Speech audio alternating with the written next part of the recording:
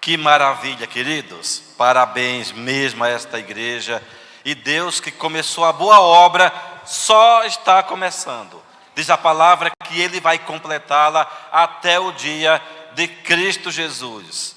E quando é o dia de Cristo Jesus? Muitas vezes pensamos que é no Apocalipse, depois da segunda vinda, depois do arrebatamento, mas de certa forma, o dia de Cristo Jesus é cada momento, cada dia que Ele passa em revista as suas tropas. É cada vez, cada dia que Ele passa em revista o seu exército. É cada dia que Ele vem até a figueira e procura frutos. Então, como nós não sabemos o momento em que Ele vai mexer em nossas folhas, é melhor ter fruto maduro para a glória de Deus. Então o Senhor busca, e somos nós que manifestamos e expressamos os frutos de justiça, que o Senhor quer. Os frutos de justiça, eles vão aparecer exatamente em nossos galhos. Galho significa em nosso andar, em nossos braços, em nossas mãos. São frutos, são galhos de justiça para a glória de Deus. Queridos, a mensagem que eu quero trazer nessa noite chama-se a regra de ouro. Uma mensagem simples e de algo simples que se encontra na palavra de Deus. Minha pergunta para você é: você já se encontrou em algum momento, em alguma situação, onde você precisou tomar uma decisão, assim, no calor do momento? Você não tinha perto de você nenhuma Bíblia, não tinha o pastor perto, não tinha o discipulador, não tinha o supervisor, não tinha o líder de célula. Eu tenho que tomar uma decisão agora. E aí, como eu decido? Como eu faço? Eu confio na minha intuição, eu confio em quê? Para tomar uma decisão forte, séria, grande. O Sermão da Montanha, Jesus, ele deixou muito claro, ele providenciou uma ferramenta muito simples, prática e direta, para nos dar a direção e para nos mostrar o que fazer em situações onde não sabemos o que fazer. É uma ferramenta que se encontra em Mateus 7,12. E ela foi batizada no século 17, na Inglaterra, chamada de regra de ouro. Tá? Um teólogo chamado Charles Gibbon e Thomas Jackson, em 1604, eles cunharam esse nome, a regra de ouro. Hoje se usa a expressão regra de ouro no direito, na matemática, em algumas ciências. O que é uma regra de ouro? É como uma chave que abre todas as portas. Em hotel, por exemplo, a camareira, alguém tem uma chave que abre todos os quartos. É chamada chave mestra.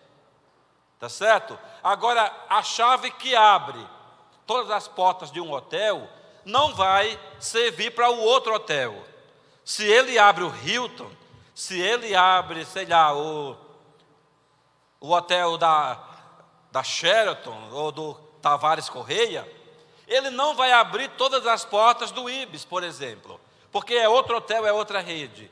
Mas Jesus, ele nos forneceu uma chave que abre todas as portas dos relacionamentos, das decisões, das escolhas, da caminhada nessa vida, no dia a dia. Mateus 7,12 diz assim: em todas as coisas façam aos outros o que vocês desejam que eles lhes façam.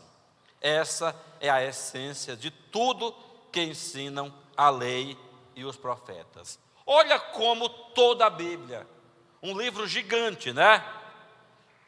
40 autores diferentes. Um livro que demorou 1.600 anos para ser escrito.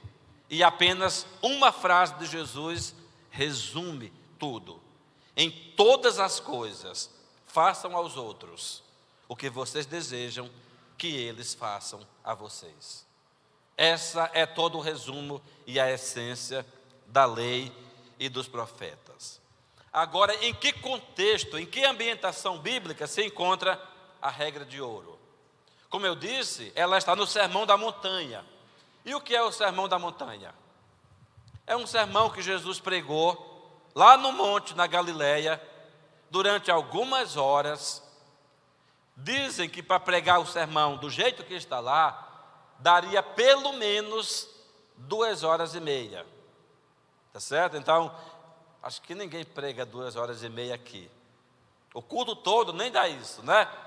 Mas são os capítulos 5, 6 e 7 de Mateus, que são um resumo também de toda a Bíblia. Vamos ver o contexto, começando no versículo 1 do capítulo 7. Não julguem para que vocês não sejam julgados. Perdão.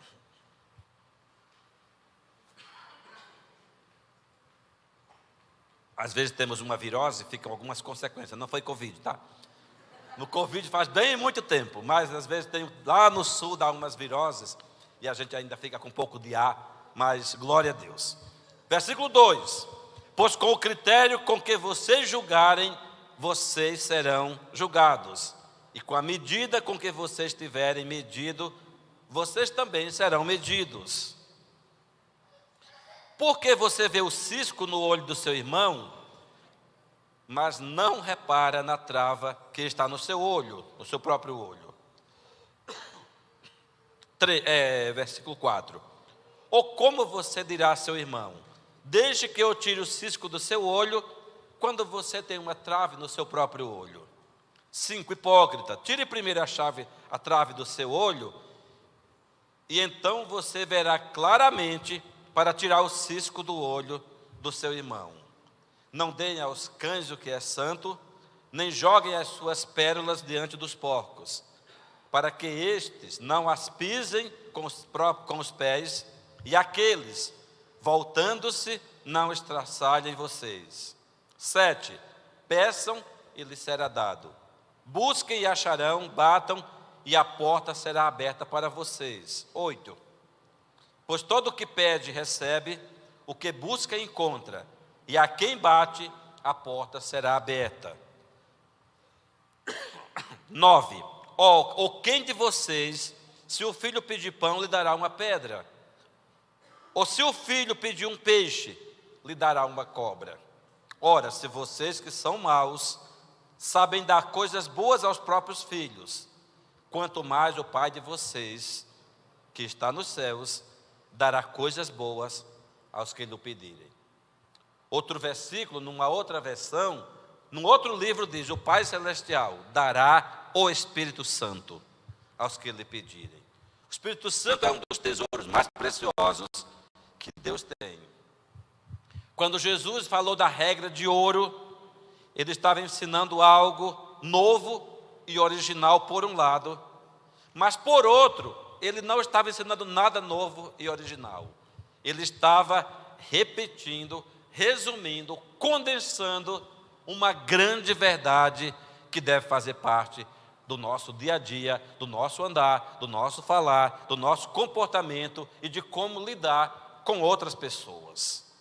A primeira coisa com relação à regra de ouro de Jesus é que a regra de ouro, comparada às regras de bronze e de prata, vai se destacar de uma maneira sobrenatural.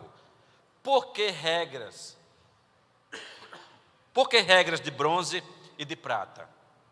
Quando nós imaginamos os esportes, as Olimpíadas, né, por exemplo, a gente tem ouro, a gente tem prata e a gente tem bronze. Prata em segundo lugar, bronze terceiro lugar, mas o ouro é o pódio, o topo do pódio, né? Então, regra de ouro, porque é algo sobremaneira superior a qualquer outro princípio de qualquer outra religião ou filosofia. A questão é que muitos ensinaram coisas parecidas com a regra de ouro de Jesus. Na religião do zoroastrismo, que é uma religião que surgiu na Pérsia, no Irã, há pelo menos 600 anos, 660 anos antes de Cristo, no tempo dos profetas, eles diziam: um caráter só é bom quando não faz aos outros aquilo que não é bom para ele mesmo. Num livrinho chamado Da Stan e de Nick. Interessante, muito lindo. No budismo, pelo menos do ano 551 antes de Cristo até o ano 479, isso aqui coincidiu com o cativeiro babilônico. E eles diziam: não atormentes o próximo com aquilo que te aflige. Se algo te aflige, não atormente o próximo com essa coisa. Isso muito nobre. No confucionismo, também, ele diz: não façam aos outros aquilo que não quereis que vos façam. É lá na China, 551 a.C. No hinduísmo, já mais recente, no período interbíblico, antes dos macabeus, o que é que os hinduístas diziam? E dizem até hoje: esta é a suma do dever. Não faças aos demais aquilo que, se a ti for feito, te causará dor. É um livro chamado Mahabharata. Então, no Mahabharata diz isso: não faça aos demais aquilo que, se for feito a você, te causará dor. Se alguém obedecer o princípio do budismo, do confucionismo, para questões éticas e comportamento bom no dia a dia, já está bem bonitinho. Mesmo eles não conseguem obedecer. No judaísmo, 200 anos antes de Cristo, os judeus diziam, depois de Cristo: o que é odioso para ti, não o faças ao próximo. Esta é toda a lei, e o resto é comentário. E o resto é conversa, a ideia é essa. O resto é discurso, o resto é narrativa, está no Talmud. No islamismo, depois de Cristo, lá pelo ano 570, 632, com Maomé, eles dizem: nenhum de nós é crente até que deseje para o seu irmão aquilo que deseja para si mesmo. Lindo isso, né? Então, mas também não pode fazer como aquele homem, né? Tem uma história que diz que o sujeito pegou a lâmpada, esfregou. Quando ele esfregou a lâmpada, o gênio saiu de lá e falou: eis-me aqui para cumprir todos os seus desejos. Eu sei que você é um sujeito pobre, mas a partir de agora a sua vida vai mudar e você tem 3 desejos. E eu vou te conceder um 4º desejo de bônus.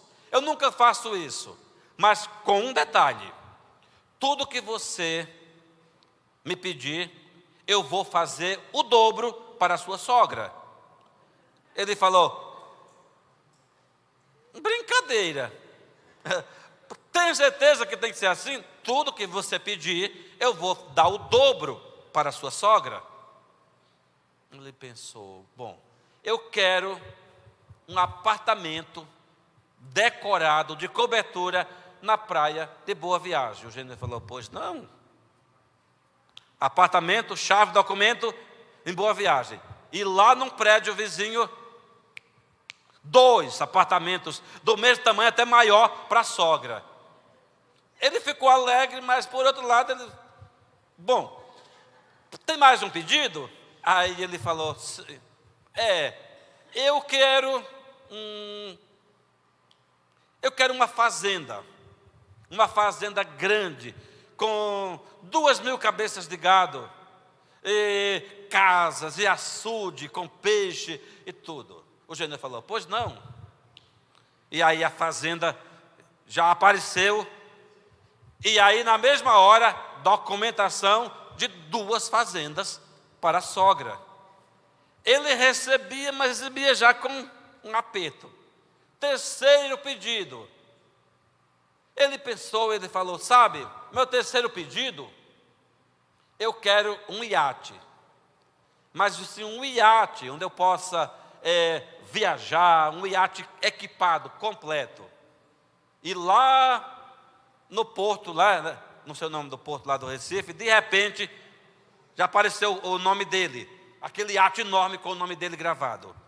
E do lado apareceu 2 hiatos para a sogra. Já gravado o nome, Maria das Dores 1, Maria das Dores 2. E o dele só era 1.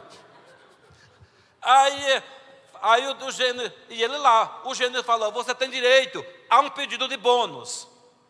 Aí ele pensou, parou um pouquinho. O gênero falou: sim. Ele falou: seu gênio, eu quero que o senhor me dê um infarto, 50% fulminante, tá? 50% fulminante. Misericórdia, né? Então, esse aqui não entendia nada da regra de ouro. Só 50%. Meu Deus. Mas vamos em frente, né? A regra de ouro de Jesus é infinitamente diferente dessas que nós falamos. Por quê? Porque a regra, todas essas, elas são responsivas, elas são reativas, elas são uma resposta a algo que foi feito para você. Te elogiou, você elogia de volta. Te tratou bem, você trata bem de volta. Te deu um presente, você dá outro presente de volta. É a ideia dessas regras todas, de bronze e de prata. Mas a regra de Jesus é assertiva e altruísta. Jesus requer que você faça algo favorável para os outros, enquanto aquelas demais proíbem você de fazer algo ruim. Outras religiões dizem: não faça aos outros aquilo que você não quer que façam com você. Então você está se precavendo de ser prejudicado. Mas Jesus diz: faça aos outros aquilo que você quer que eles façam com você, mesmo que eles não façam. Tome a dianteira, faça primeiro, faça na frente. E se eles não fizerem, não tem problema, continue fazendo, porque essa é a regra de ouro. Quando eu faço aos outros, ainda que eu não veja, Deus ele vai me abençoar e me coroar e me recompensar de maneiras poderosas e abençoadas. Observe a grande diferença. Nas demais religiões, tudo que se exige é que você não faça mal aos outros. Com Jesus, o que ele pede é que você faça o bem, demonstre amor e demonstre bondade, independente de qualquer coisa que eles façam. A regra de Jesus é a única regra de ouro. As demais são regras de prata, bronze e até de latão, né? Apenas 2 regras de prata, daquelas que nós falamos, se aproximam, chegam bem mais perto da regra de Jesus, né? Quais são elas? A islâmica, o hadith, diz assim: nenhum de nós é crente até que deseje para o seu irmão aquilo que deseja para si mesmo. Mas ninguém pode dizer que Jesus copiou Maomé, porque Maomé escreveu 600 anos depois de Cristo. Então Maomé utilizou o Antigo Testamento hebraico e o Novo Testamento para se basear no Alcorão. Agora tem outro também que fez uma declaração bem interessante, que é Sêneca, um filósofo romano, filósofo estoico. Sêneca disse: tratem os seus inferiores do mesmo modo que vocês gostariam de ser tratado pelos seus superiores. Isso aqui já é no ano 60 e tanto depois de Cristo, 65. Agora, quem copiou quem, né? Olha só, Sêneca nasceu no mesmo ano que Jesus nasceu. E ele tornou-se um filósofo estoico. O que é o estoicismo? Havia 2 correntes grandes naquele tempo. Havia o hedonismo, que dizia: coma, coma, porque amanhã você morre. Aproveite a vida, desfrute dos prazeres, coma muita gordura, namore muito, faça muita farra, porque depois você morre e acabou. Então esse era o hedonismo, tá? E o outro lado era o estoicismo. O estoicismo, eles sofriam, eles comiam só folha, eles comiam pouco, eles faziam jejuns, eles dormiam com pouca roupa para provar que eles eram fortes e que suportavam pressão e adversidade. eram dois extremos, nem tanto o céu, nem tanto a terra, né?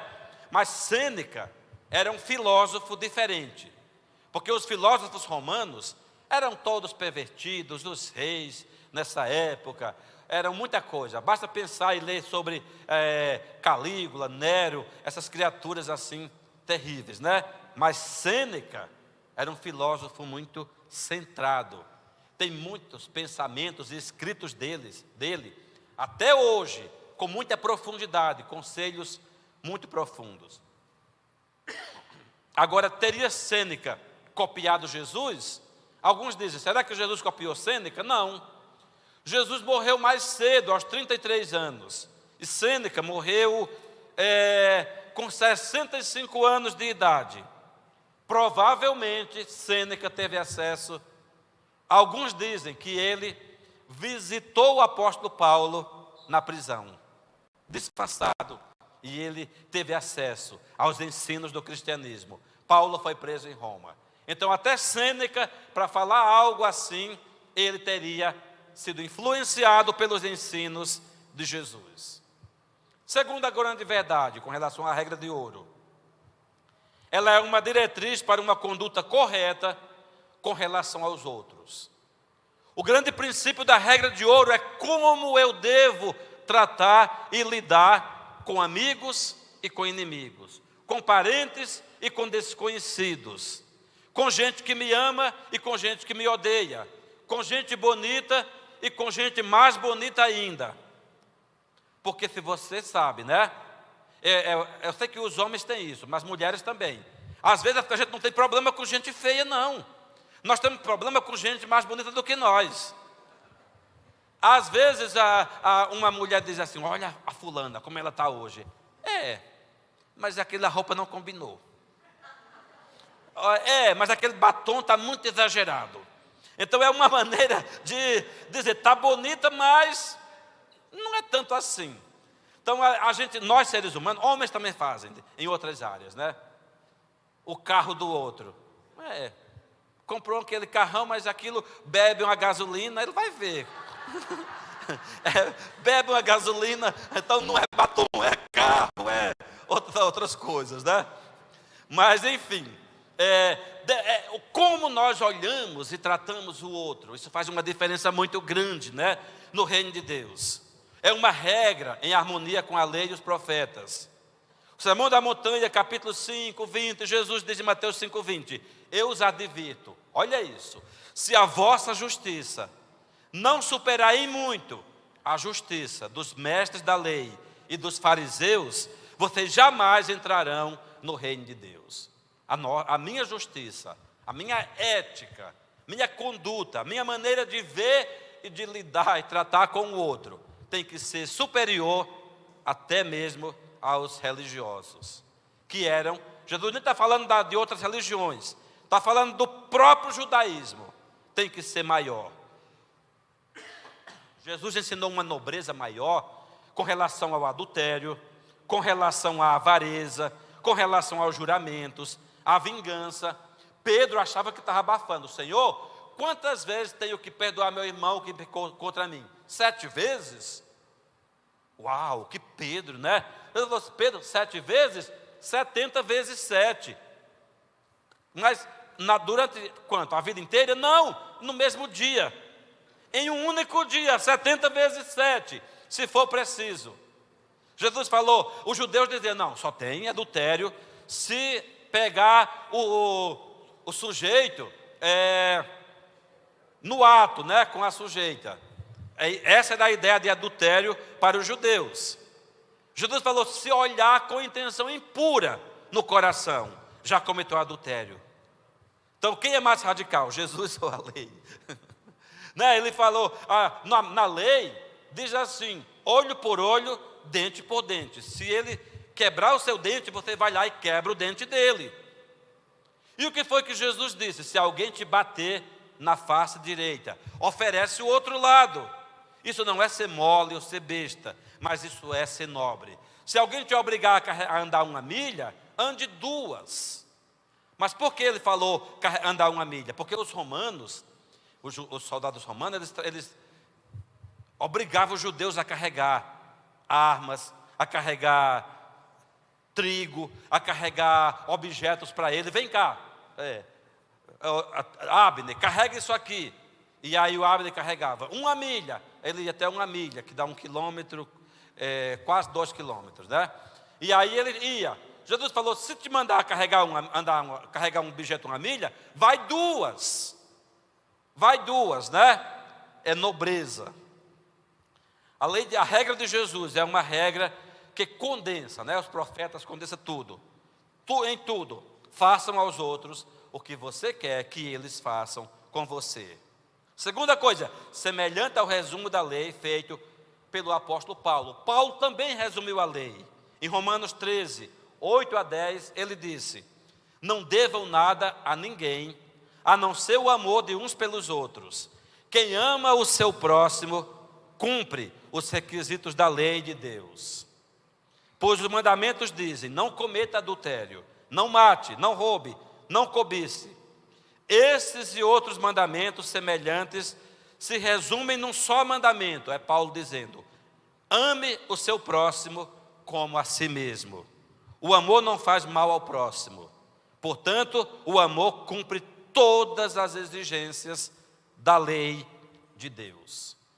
Quando você ama, a Bíblia diz que o amor cobre uma multidão de pecados.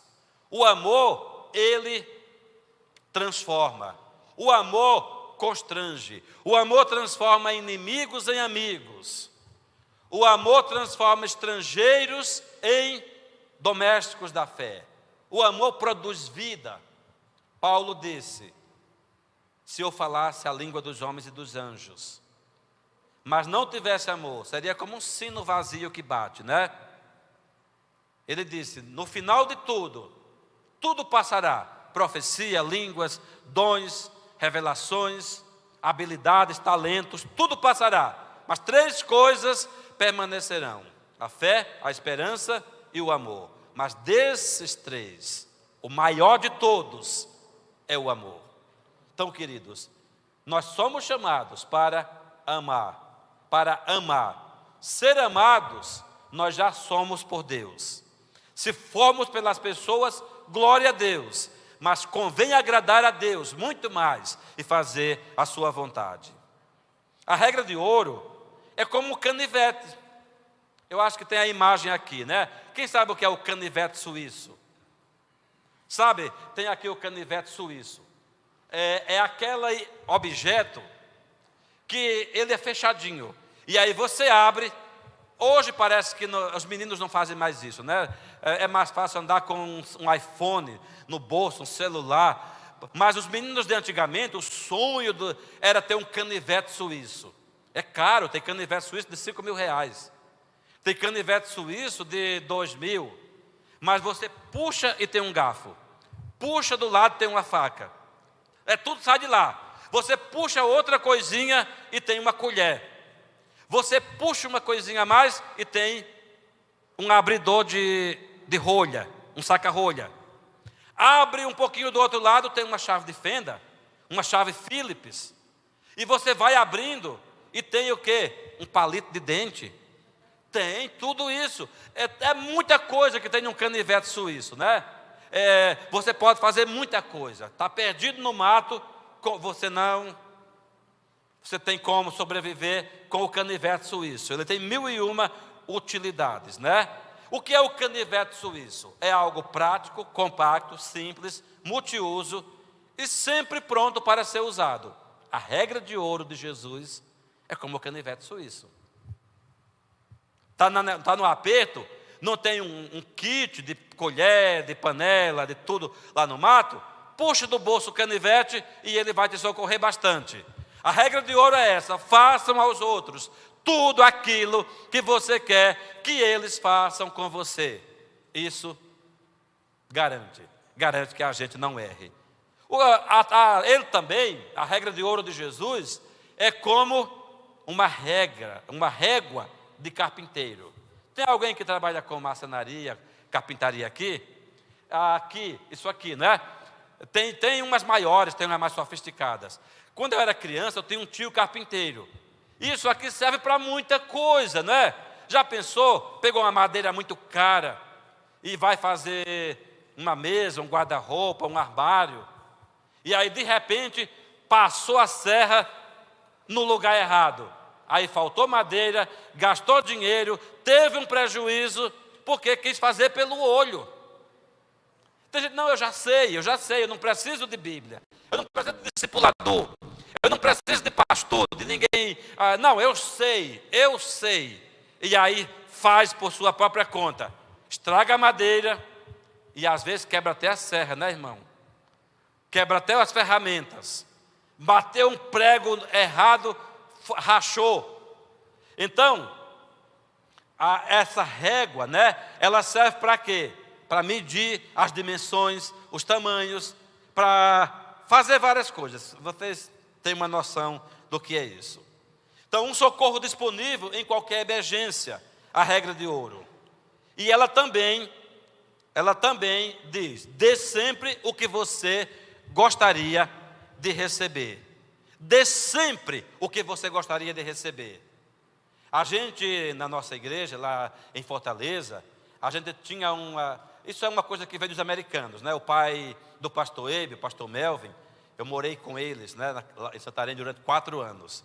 E lá na missão, no meio dos americanos, a gente fazia uma brincadeira chamada elefante branco. E aí a gente trouxe a brincadeira para a igreja, para Fortaleza, para outros lugares. O elefante branco. Que é o elefante branco? Final do ano, sabe aquele amigo secreto, que tipo estilo amigo secreto? Fazia uma brincadeira, uma grande roda, e o elefante branco era um elefante branco mesmo, assim pequeno, de plástico ou de louça. E aí todo mundo trazia um presente. E colocava o presente em cima de uma mesa, embrulhado. Ninguém sabe o que é o presente do outro.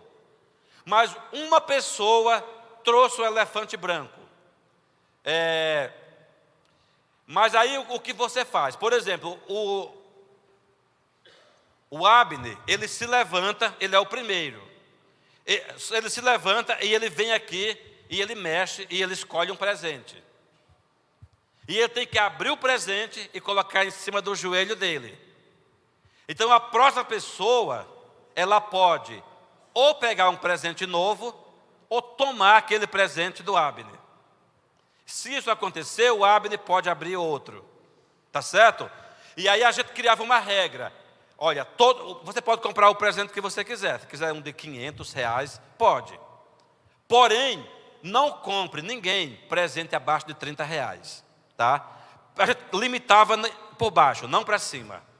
Para ninguém trazer também um lenço furado, né? Um lenço escorrido já. Porque tem gente que é um negócio abençoado. Então, R$30 é o mínimo. Podia ser 20, mas que todo mundo concordasse. Então tá. Só que aí aquele presente podia ser pego até 3 vezes. Depois de 3 vezes, aí ninguém mais podia tomar. Aí tinha que pegar outros. Aí teve um sujeito esperto, que ele pegou um presente de R$1,99, lá no chinês. Mas ele colocou numa caixa um pouquinho grande. E ele colocou um papel. Só que tem umas irmãs bem inteligentes, a pastora Andréia e outras, que antes de fazer a brincadeira, elas pegavam vários presentes, quase a maioria, e embrulhavam com outro papel. Então a pessoa que trouxe não sabia mais qual era o seu. Era até bom para não saber qual era o seu. E esse sujeito olhou uma caixa lá, bonita, botaram um papel diferente, e ele pegou aquele presente, que ele não sabia que era o próprio dele. E aí todo mundo, e aí ele ficava, eu não queria, não, eu quero pegar outro presente, mas para ele pegar outro presente, alguém tinha que tomar o dele, e ninguém tomava. E ele, gente, quem quer aqui, por favor, alguém tome o meu. Ninguém tomava. Gente, eu quero abrir outro.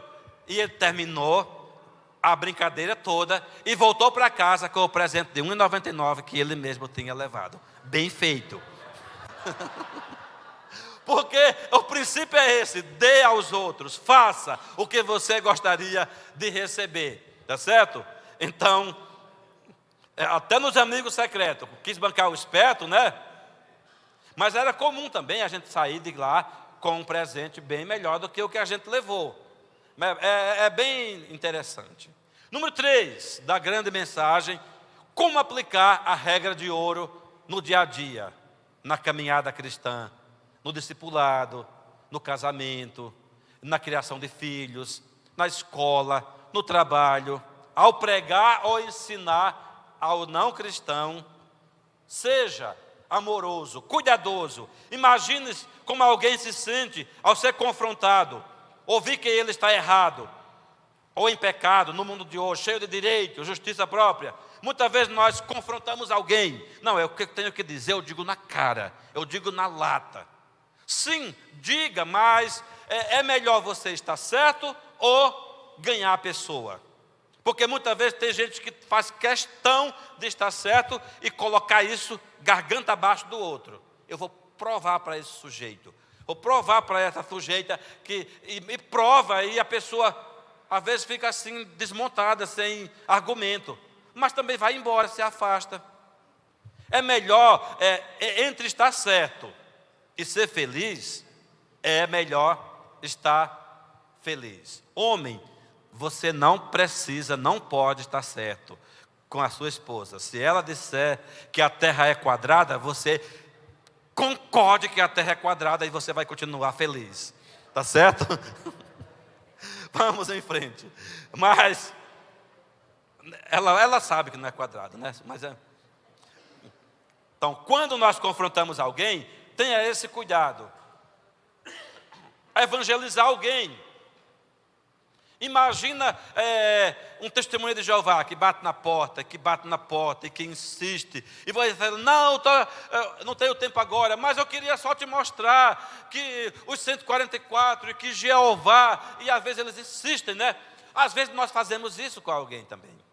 Então, evangelize com cuidado, sem ser chato, né? Ser cuidadoso, mas não ser chato. Imagine quando alguém vai nos chamar a atenção. Como é que você gostaria de ser chamado a atenção por alguém?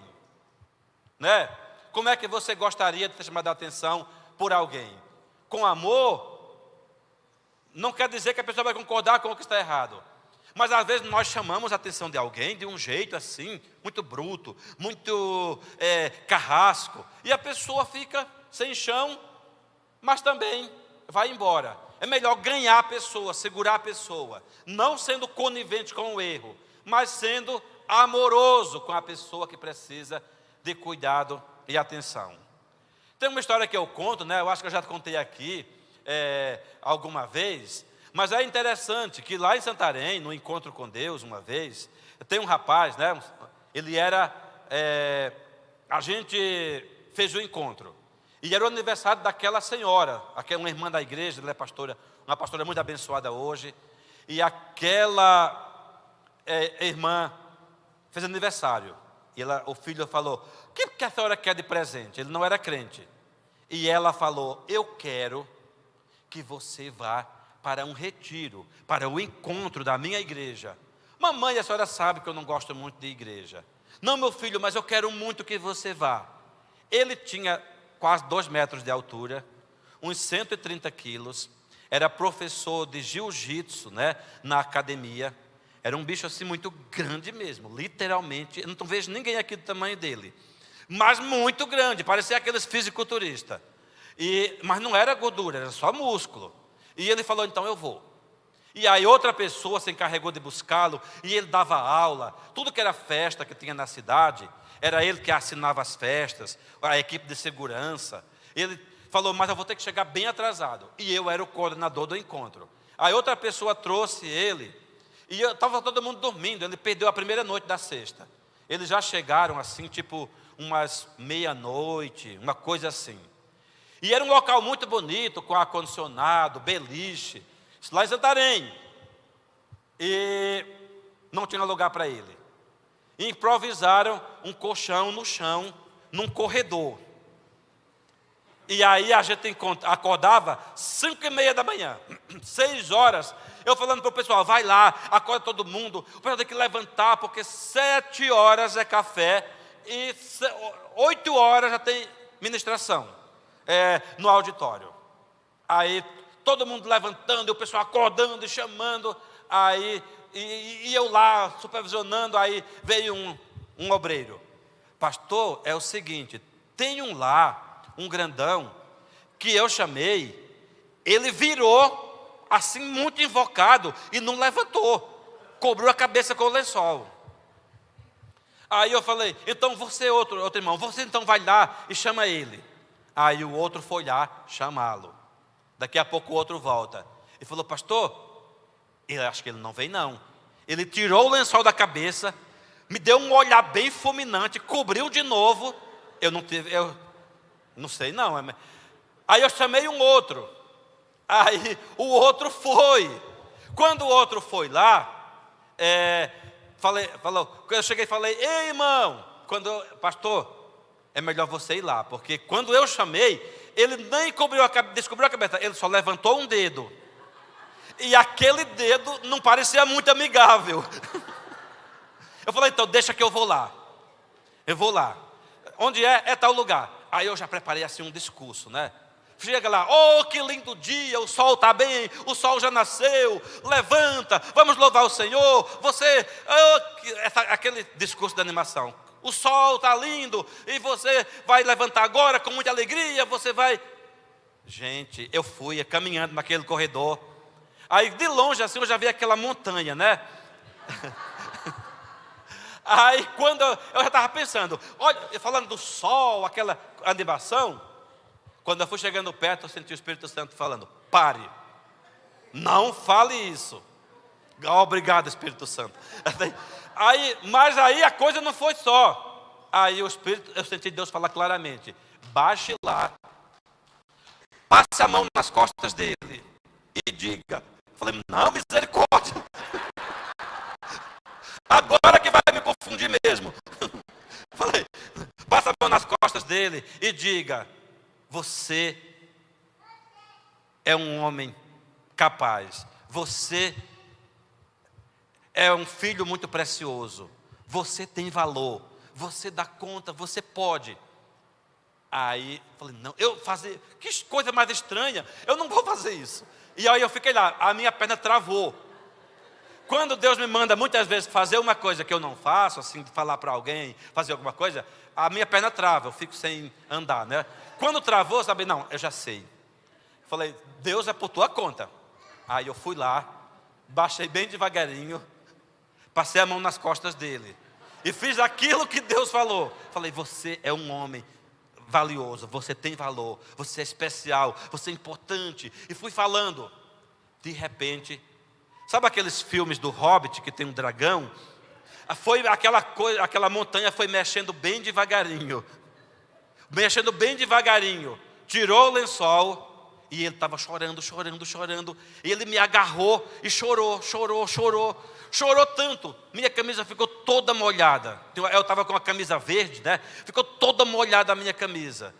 E aí ele falou, o senhor escapou de levar um murro bem no meio da testa.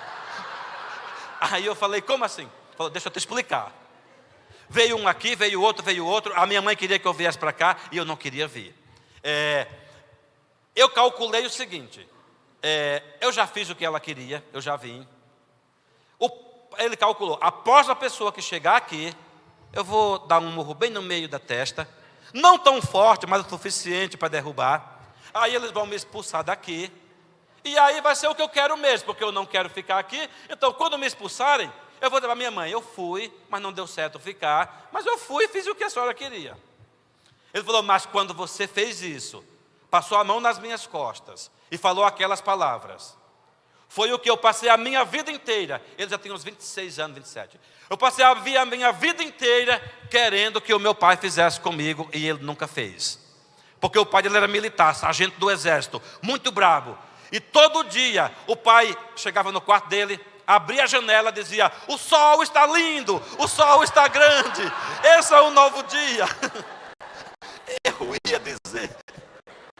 ia dizer exatamente o que o pai dele dizia. Ele falou, meu pai fazia isso, e isso me dava muita raiva. Mas quando o Senhor fez o que eu sempre quis que Ele fizesse, eu sei que é Deus que está nesse lugar.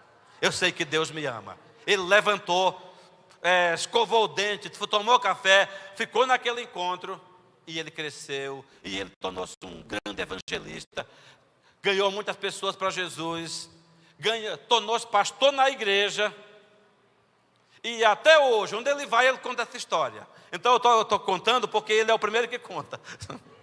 Muito bem, mas vamos em frente, né? Ao pregar, ao lidar com pessoas, faça aos outros tudo aquilo que você quer que eles façam com você. Para não acontecer como o Chaves, né? Tem tanto cristão aí como o Chaves. Sabe como é o Chaves? Ninguém tem paciência comigo, né?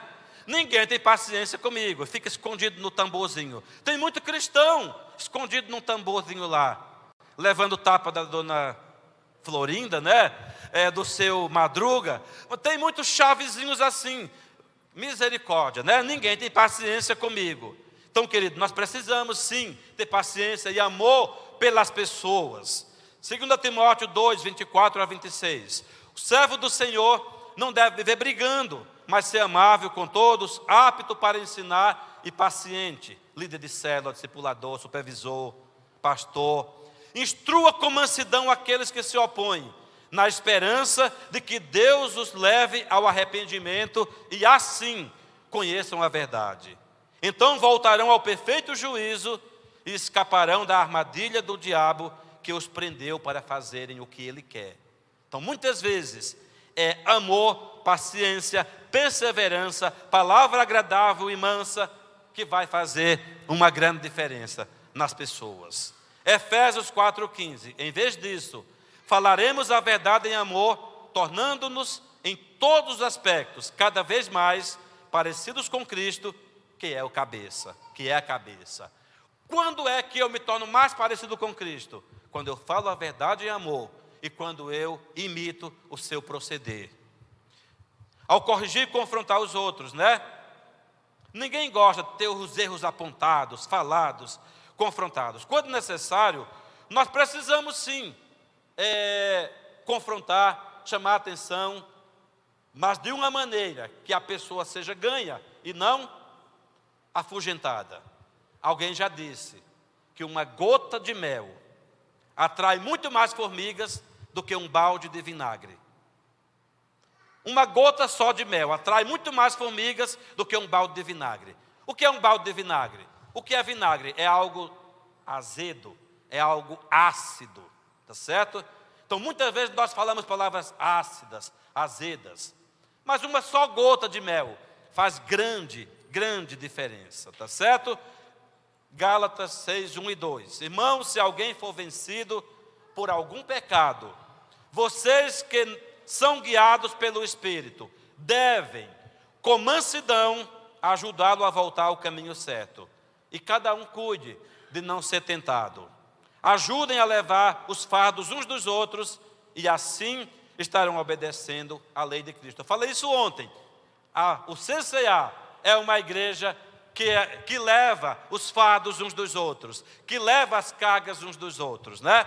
Então ajudem a levar os fardos uns dos outros. Letra C, no tratamento com familiares, vizinhos, inimigos, colegas de trabalho, de escola, já falei isso. Todo mundo gosta de ter familiares amorosos. Todo mundo gosta de receber compreensão. Todo mundo gosta de receber elogio. Então, que tal começar dando? Que tal começar tomando a dianteira, né? Então nós não podemos ser um spray de pimenta no olho do outro. É melhor ser um colírio, né? Um colírio santo, que cura. Aplicar a regra de ouro não apenas transformará a nós mesmos, mas transformará também as pessoas ao nosso redor. Quando eu aplico a regra de ouro, ela vai acabar com lutas entre irmãos, primos, pais, filhos. Vai acabar as confusões de vizinhos. Vai transformar inimigos em grandes amigos. Agora, não aplique a regra de ouro só para assuntos religiosos, tá certo? Aplique também na vida diária, nos negócios, em comprar e vender, né? Tem gente que na hora de comprar desvaloriza o produto do outro. Aí o outro acha que realmente aquele produto está com problema e vende mais barato.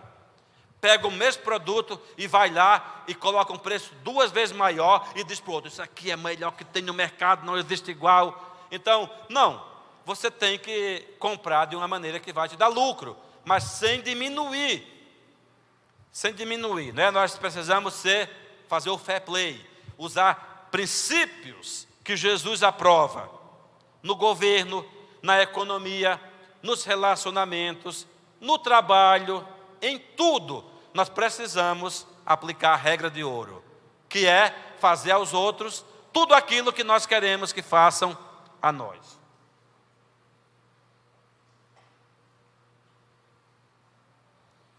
Eu quero concluir dizendo o seguinte: a regra de ouro, ela poderia, tem um pastor britânico, né, do 2 séculos atrás, ele disse: a regra de ouro poderia reconciliar capital e trabalho,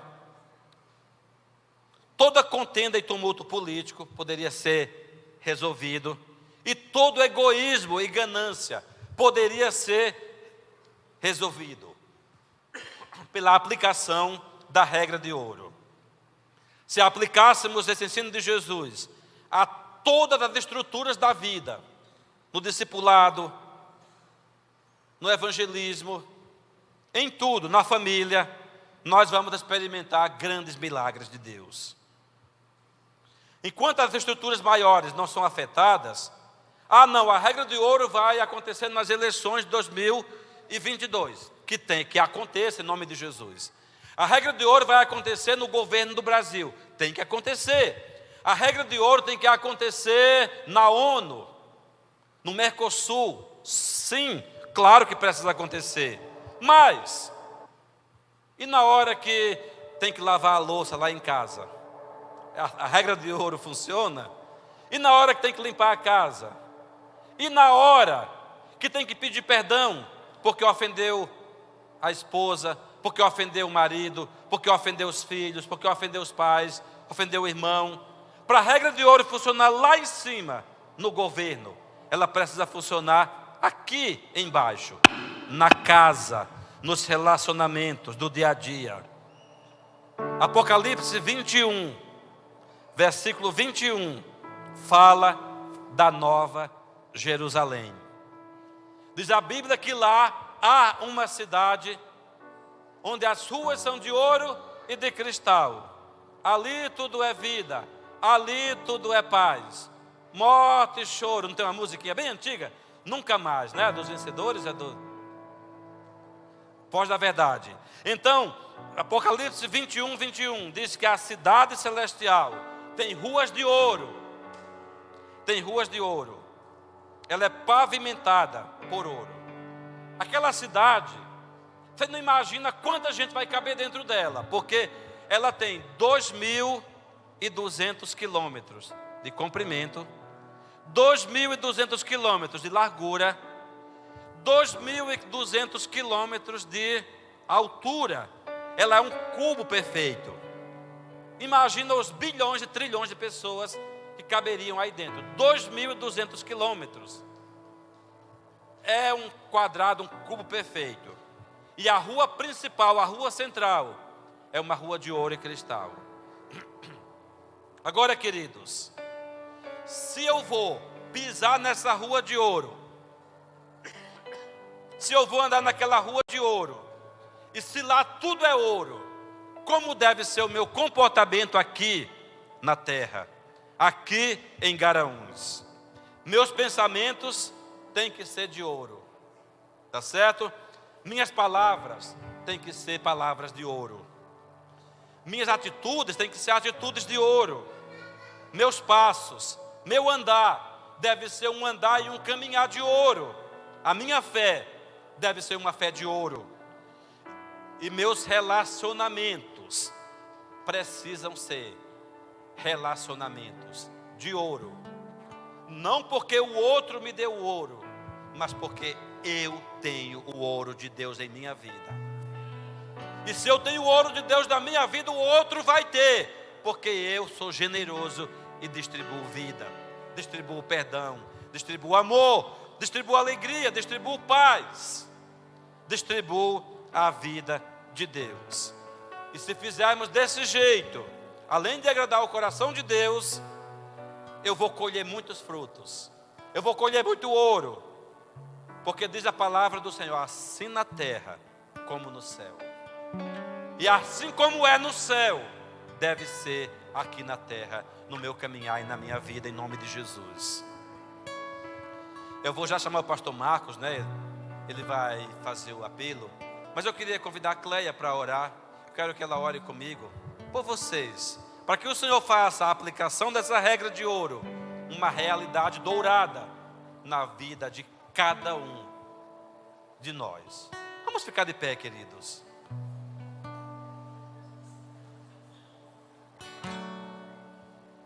Aleluia.